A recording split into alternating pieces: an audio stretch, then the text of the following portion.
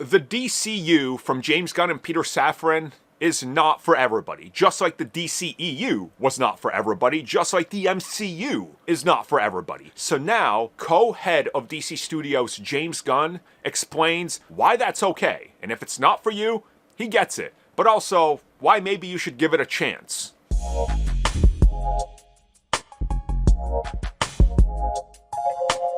So recently, while talking about the approach to the DC universe, different iterations, people talking about various aspects of the DC universe, and of course, there's always comparisons to be made with what came before. You know, whether it's Chris Nolan and what he did with obviously, his Nolan trilogy and set a course for what they were going for with this realistic toned down version that for many people redefined Batman, and that's their version of Batman, to what Matt Reeves is doing, which is even more hardcore and realistic, to Zack Snyder's approach where everybody's a god and all this stuff is happening. Obviously, there's so many different versions of the DC universe. So James Gunn was recently talking about this and said that people get too fixated on what's going on.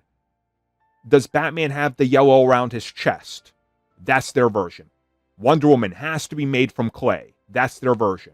Superman has to be depicted like this or like that. And he says that you should really give other iterations a chance. And that the DCU, he understands, can't please everybody because some people just want the version that they know. But he says that that's the beauty of all these things and all the different years and decades of comics and different storytellers, that things change and that you look at what they're doing and you look at what they're coming up and the new stories, that they're keeping them fresh and evolving them and using what came before as a template, but going in their own direction.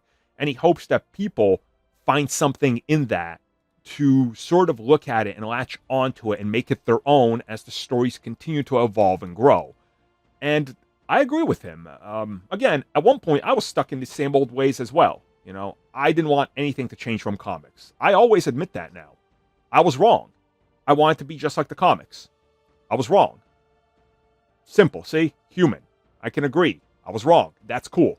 Move on, right? Some people can't, though, and they end up building such resentment and hatred for the things that are new because they can't move on.